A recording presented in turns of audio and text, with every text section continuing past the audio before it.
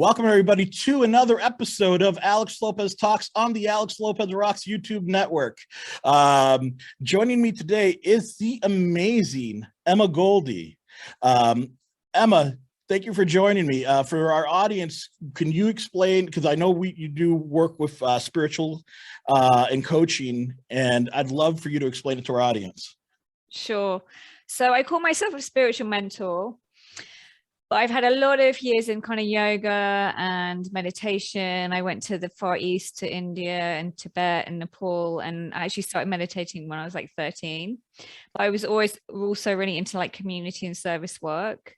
And I never liked the idea, or even, you know, when I got there, like the process of withdrawing myself from society to kind of try and find myself. Mm-hmm. So I've had this like polarity of swinging kind of between community life and then really like present in society as well, you know, doing more kind of high level type jobs. So now I'm like an entrepreneur, I guess, but I work with high-level leaders, artists, and influencers, and help keep people on track. That's wonderful. And so you're helping people stay on track. You're helping people heal. That's wonderful. That's such a gift and a blessing to see that kind of thing occur. Now, what kind of put you down this path? What made you get into it?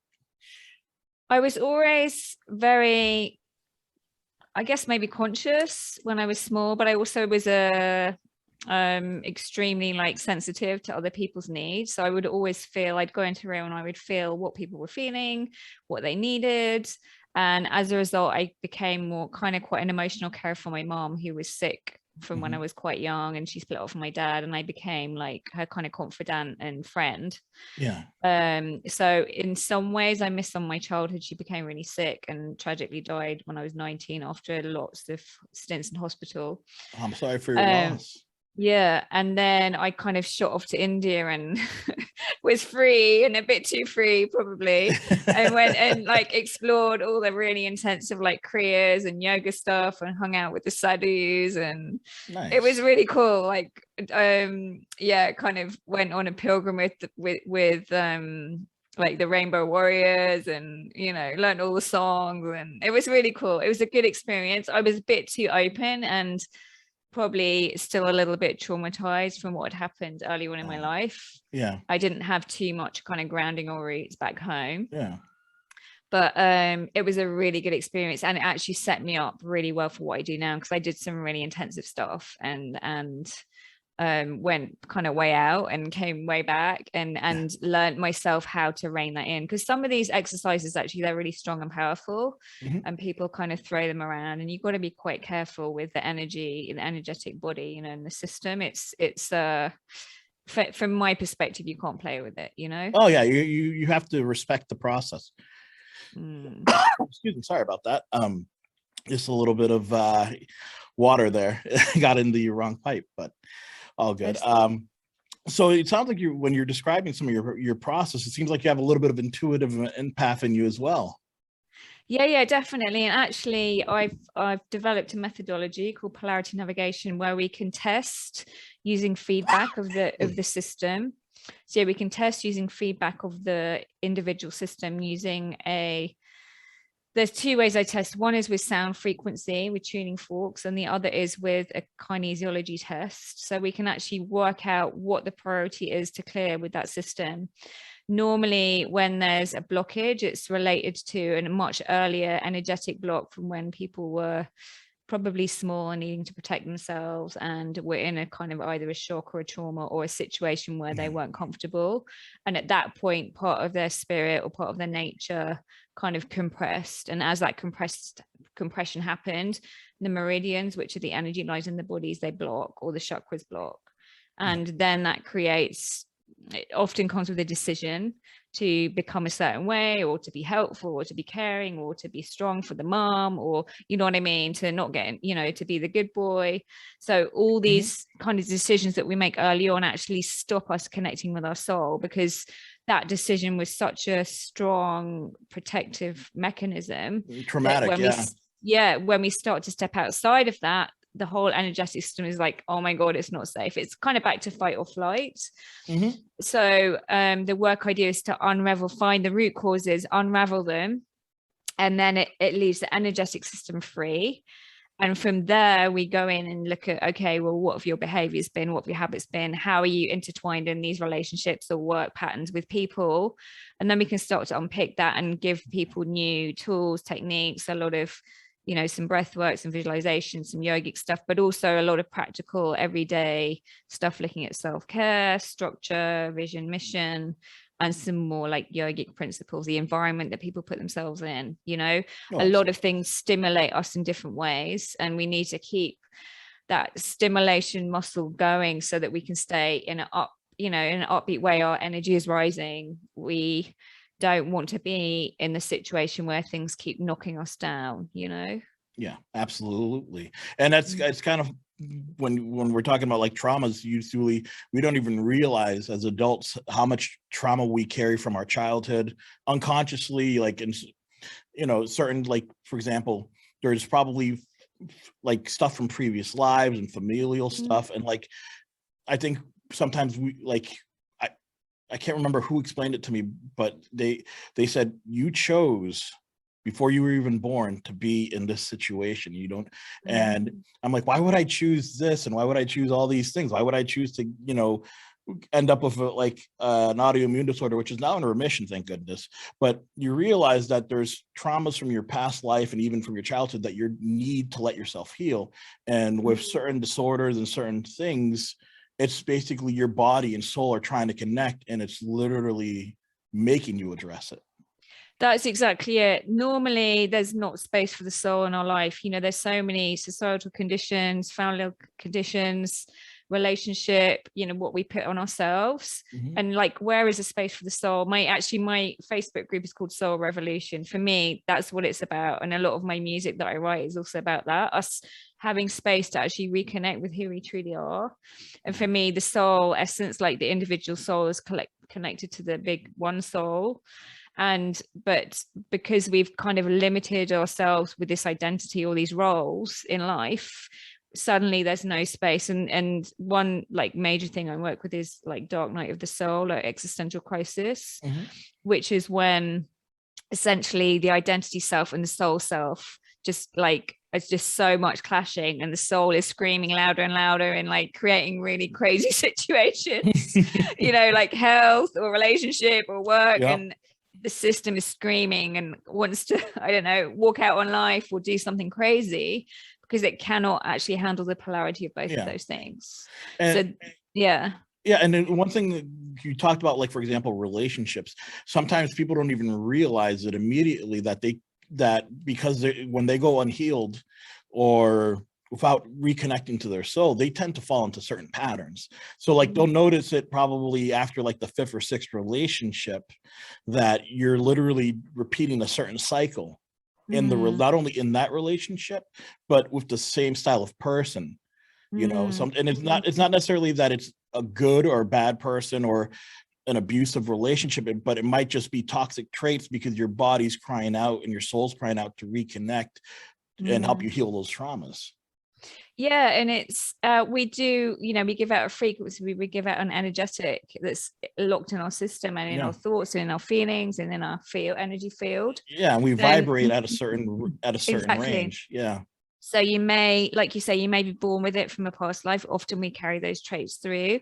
Maybe it's in your family lineage, you know, you've inherited it from your parents or grandparents or even further back. It can also be societal conditionings. You know, how many of us in the crazy world that we live in can be really like free, you know, to really step into the personal choices that actually serve our soul, because none of us talk about the soul. You know, some schools, some education systems like Steiner, I sent my kids to Steiner school, that's really open, where they really consider that, you know, the soul takes 7 years to fully enter the body, and that first 7 years is really about welcoming, about being in a safe and cozy and homey environment. You know, they don't push to read and write, they don't expect you know, this big pushing of achievements.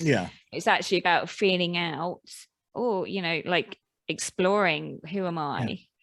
And that's the gift of the space that I allow people to step into, because when you Yeah, when you Yeah. get to the point where like the shit's hit the fan in one way or another, like the health is gone or something's like crying out for change. Yeah. You have to give yourself space, and sometimes that seems really impossible, and it's hard not to like push away the people who seem to be bringing up those symptoms, but actually the symptoms inside, and we can, like you say, we can blame other people, but when it keeps happening, Yeah. you're like, maybe it's me. And after a while, if you're not on the path you're supposed to be on, the universe is going to make you stop and reassess. Oh my gosh, I can talk from personal experience there. Doesn't it just? Yeah, it really does. I've had a few, certainly a few of those myself. Oh yeah. Now, how long have you been practicing the spiritual mentorship and coaching and energetic work? How long have you been working at it?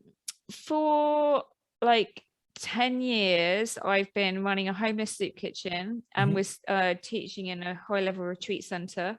Nice. I was actually doing that just because I loved doing it, and I had a superfood business on the side, like a health business, which was funding. I was traveling the world, you know, visiting lots of different people and doing that work. And then I kind of realized that I was almost hiding within the service of the charities I was working for, and thought, I've just got to step into this and own it. I've got like decades of experience. I love it so much. And now is the time that, you know, leaders and authority, people in authority, need to take that level of integrity to reconnect with the self, because if they don't, you know, the amount of impact they can have is immense. It's beautiful, and it's a very fine degree to a positive and negative impact, you know what I mean? And that all comes from being anchored into the self and connected with the soul. And it's a hard path, you know. And actually is it a path? Because all we're doing is remembering actually who we really are, but there's so much crap in the way. Well, reconnection to oneself is part of your path. So it exactly. I would say absolutely it's part of the path, because sometimes it's like, I think people think path and they think it's a singular thing, versus there's many roads you take, and sometimes you stop, you get off one path to get on another one, because that's where you need to be. Yeah, and also I guess I see it a bit more like a bit of a constellation, you know, because we've got our physical body, the emotional and mind, and the soul self, and then we've also got the environment we're in, all the people around us, how we relate to, you know, our environment, and how we relate to our own mission and our own impact. There's a lot of deep questions that don't have to come in a deep, like, navel gazing way. They can also be really practical, you know. I think people fear the spiritual and because it's kind of unknown, but actually it's more of who we are than the physical self. We just don't know it, you know. Oh, absolutely. Now, was there ever like an aha or like that epiphany moment that that kind of like opened up, like, I don't want to say like a burning bush situation, but usually like with empaths and healers and spiritual coaches and mentors, there's usually, by the way, with musicians as well. And actually, I think everyone has these. So it's like, this is a universal thing for people, but there's usually this epiphany or this aha moment that kind of says, this is exactly where I'm supposed to be. This is exactly what I'm supposed to be doing. Like, for example, you said you had like this super health, you were doing the superfoods things to fund something that you were like a little passion project that you loved doing. And that kind of led you to a couple of other opportunities. So it's like, was like, there's these different aha moments that appear for us. What was one for you? I had a near-death experience when I was in India when I was 19, and that was really profound. Wow. That was really like, wow. Okay. Well, that'll do it. Yeah. And but before that, you know, sort of more trauma based as well with my mum's illness. She actually she set her dress on fire with a lighter with matches, and was in like intensive care for like 6 weeks, very intense. But I was kind of there the day it happened, and it was a real like, wow. So that's probably the other extreme. But, you know, my near-death experience was like, I saw the light, I heard the voice, do you want to go home? And there was this such a big feeling of peace, and it was kind of timeless and spaceless, and like, yeah, this is home, you know. And then I was like, oh shit, I just suddenly remembered something human and physical that kind of brought me back. Pulled you back in, yeah. Yeah. But that moment, I mean, I wouldn't say, I mean, I've had moments like that. In fact, I frequently have moments like that through my meditation, through my practices. I've got a really amazing toolkit of amazing practices. Nice. I don't give them out to everybody, and you have to be quite careful because you need to make sure people are not kind of misusing them for just to get psychic energy, or just to, just for that rush and drive. It can become also quite addictive, actually. Yeah, it definitely can. You have to find a little bit of center and balance when you're doing practicing, whether you're choosing a path of healing or allowing yourself to receive healing. You have to even though you're being elevated, you have to find a little bit of grounding, because if not, it's very easy to lose yourself. And I think that's why I've always been like into service work. From 13, I was helping people in homes for people with physical disabilities and mental disabilities. Even still, I go to I founded a soup kitchen. I was there this week, cooking lunch, doing music with the guys, just keeping things. I think when you use your hands to help, they say hands that help are holier than lips that pray, And yes, of course, we all have our own version of prayer, and that's really important to align. But if it's just affirmation to action, if it's just sitting here and I'm not being of use to the world, then no, I mean, there are plenty of yogis sitting out, beaming out light and energy and doing like really high level energetic work, but we're also humans, and we've got a society, we've got a responsibility for each other. And for me, the frequencies pass on, like as I lift my frequencies in my system, and every conversation I have, every interaction I have, it's not like I'm going around thinking that, but it's by osmosis, just like I hang out with positive people because they fuel me and spark me and lift me. And sometimes, we have to, and we attract what we surround ourselves with. Exactly. And so if we notice that everyone else around us, and sometimes again, it's one of those aha moments where it's like, if everyone around you is complaining and is at a lower frequency and is a negative energy, even if you've elevated yourself up, there's still something there that's allowing you to let that in, and for you to attract yourself in. Yeah. And it's interesting because sometimes like you might find those people in your family like really close to you, and it's like, well, what do you do then? And that's the navigation that I often go through with people, because when there's a process of evolution or stepping into a new paradigm or new space, it's like people from the outside are really challenged because it reflects maybe the parts of themselves they don't want to see.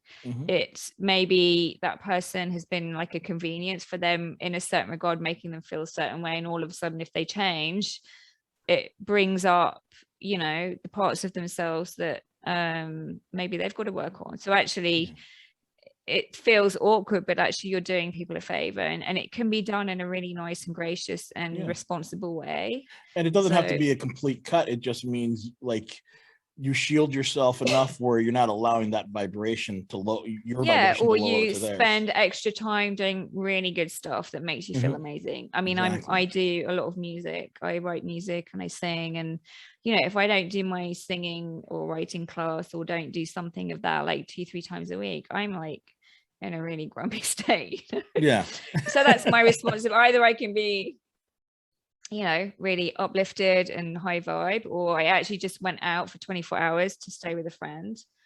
And I was like, I'm leaving, guys. I live in a place where there's a lot of guys. Excuse me, I got something in my throat. Oh yeah. So yeah, we've got a retreat center and there's lots of things going on. There's garden work, there's this, and it was all going on. And I was like, I'm out for 24 hours. I love you all. Have a great time. I'm going to be in a much better mood when I come back tomorrow. Nice. And sometimes a little bit of space and a little bit of distance from things, it helps you recharge the batteries, because sometimes you have to be we have to be careful of what we're allowing to come in and what we're projecting out, and especially as you do this work more, your frequency, your thoughts and your words are ever more powerful. So you have to be really, it's a practice, it's a refinement, it's a fine-tuning, it's a responsibility, it's it takes conversation and clarity. And when we're going through those changes, we can't always be clear. We think it's other people. We can't see the bigger picture. So doing exercises to really be able to shift that perspective out to a bigger place is really powerful. I love it. I'm an evolution junkie, basically. I love well it's there's a saying with evolution, you got to either adapt or perish, and it's like I'd rather adapt. For sure. Now what were your influences when you like if you're practicing? Because like for example, and I'm going to throw in some plugs now here, but some of my, when it comes to like Reiki and spiritual work, there's a few people that helped influence my path and how I practice energy. And even if I channel it through music, so I do it differently, but like spiritual mentors for me, like Nikki Moreau Cormier, Maureen Mann, who both helped me learn Reiki, and then Ashley Hasiotis. She's actually the founder of One Mission and probably one of my favorite Reiki practitioners. She does such an amazing job. And even Lisa Campion and probably my biggest influence, Rachel Marshall, who has since passed. They all had like their own different styles and energies, and they all kind of influenced me in different ways when it comes to how I use my energy. Beautiful. I've had a lot of influences. I mean, I've been in India with some really top sadhu guys. I lived in a abandoned temple with like 8 or 10 sadhus and like the monkeys, and we were like in the wild. So this was when I was 19.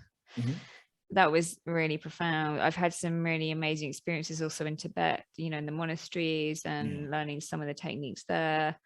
I've been practicing with Taoist practitioners, things like the microcosmic orbit, and that I learned when I was like 15. That's quite a really deep practice. I still use that. And I'm definitely going to be talking to you after our interview about a little bit more of that. And then there's so many different, I've been to so many different sorts of communities and learned from a lot of different people, and some of my influences are more around learning how to turn the body to light, how to up the frequency actually in the cells themselves. That's really profound. That is huge. Yeah, it is huge. Because I think it helps a lot of people, because some people, like I meditate when I wake up in the morning, and I meditate before I go to bed, but I know a lot of people who have trouble meditating and being able to lock in. So they have, like, I do it through guided meditations, because sometimes I find it helps a lot. But I know, like I said, other people who have trouble just even listening to a guided meditation. So frequencies like that, where they're just getting that energy to help boost and lift, would be a good good way to get them on board too. Yeah, I mean, initially the thing is to find what's the thing that brings expansion and joy. So it could be nature, it could be music, it could be looking at the sky, it could be going for a drive, what's going to really, each person has a different way of expanding or connecting into that feeling of peace. With meditations, you want to really keep the mind busy. Like, I'm quite an active person, and I do a lot of kriyas, which is like visualization of the internal, different places internally, with the breath, with sound. And if you keep the mind busy enough, like a lot of these old gurus, they give mantra, which is a way of repeating a sound.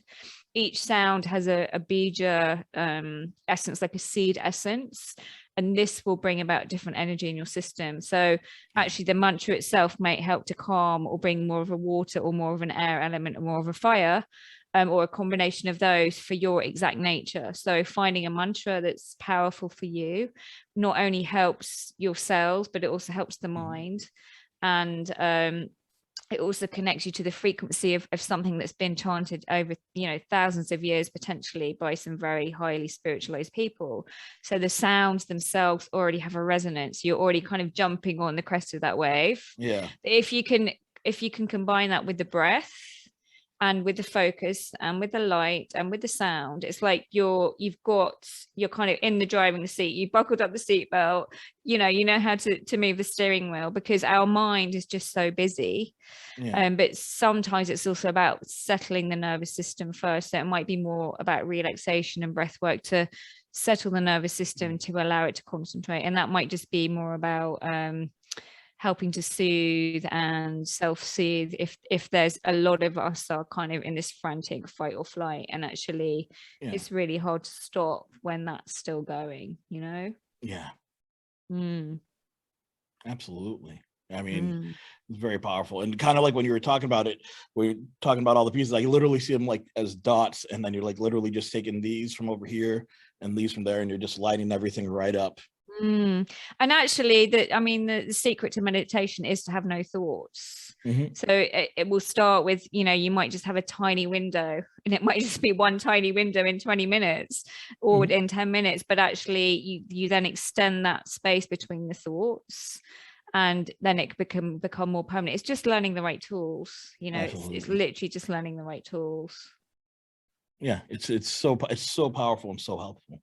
And it's because it's in that thoughtlessness, in that space without thought, that we forget our identity and who we are. Then we can merge back with the source, universal consciousness. When the consciousness starts coming in, it comes in and kind of flashes. So when people start waking up or having insights or intuitions, there might be the odd thought here, the odd thought there.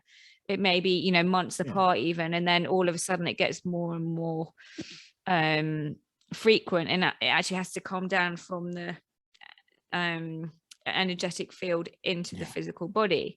So the process of realization is actually a much more permanent embodied experience. So somebody might have that experience when they're reading something, or when they're looking at the stars, or when they're making love, or but to make that more permanent is having that experience of full consciousness in everything that's being done. So it is a practice, it's a hard work, but it doesn't have to be. The tools that I've got make it really quick and easy. And I'm really grateful that I've had like the wide range of experience, because I want to help people who are, high level leaders, people who are really busy, who don't have 2 or 3 hours a day to sit. We refine and tweak and try things out, see what works well, test the system, what's it going to respond to. It's a bit like an engineering cogs in the wheel, like really technical piece of work, actually, where we can really refine how to get into that state more permanently, and that involves all areas of life. It's not just here's my spiritual thing, I sit and meditate half an hour a day and then go off and forget about it. It's using one type of breath 2 or 3 times a day can just uplift that energy again and anchor into that centered space. It's beautiful. Oh, absolutely. That's wonderful. Well, Emma, as our time is starting to wrap up, is there anything you wanted to plug or promote? And by the way, for our audience, like our previous guest, anything that Emma mentions, like websites or her handles, will be in the bio and description. So we'll have all your social handles for people to find you. So with that, where can everyone find you? And is there anything you want to plug or promote? I'm on Facebook and Insta, Emma Goldie, Spiritual Mentor. I've got different things going on. I've got a Facebook group. There's a deep dive, which is a really cool course. People can work with me one-to-one. There will be a membership coming up also at some point, but I've got some great resources, for the lower end, or there's, if people really want to dive in and do something really intensive, or have come to this point in their life where they realize they've got no chance, they can't go back, and have to just need that support to push forward. I'm really here for you. Wonderful. And what's the best way for people to reach you? Like, because you have your Facebook and you have your Instagram, or do you prefer a way to be approached? I'm probably a bit more frequenting Facebook. I've also got a website, emmagoldie.com. Okay. And I'm on LinkedIn, and perfect. I'm pretty much on all the platforms. So wherever you want to find me. Okay. So I'm going to refer them to your website. So that way, if they want to like drop you a comment and shoot you an email, they can probably do it that way too. So, and for our audience, again, all of her Facebook, her LinkedIn, everything that she just mentioned will be available on the description of the video. So click on the link, reach out to Emma. I think you're going to love what she has to offer. Thank you so much. You're awesome. And I really love like how the spiritual aspect has come into your life, probably not in a particularly good way initially, but it's woken you up to a much better life. And I appreciate that you're sharing that with people, you know, especially in the music field. It's really important. Oh, absolutely. I think, and we and I were talking about a little bit off camera, but for me, like, I love having these kind of conversations because it's like, it helps me learn more from people around the world. It helps me elevate myself, but it helps me elevate other people in the process. So it's like, really appreciate that and the audience that you've built. And so thank you. So thank you so much, Emma. And folks, thank you so much for tuning in. Again, click the links on the description below and reach out to Emma. You're going to love what you see. You all have been wonderful. Be love and light, guys.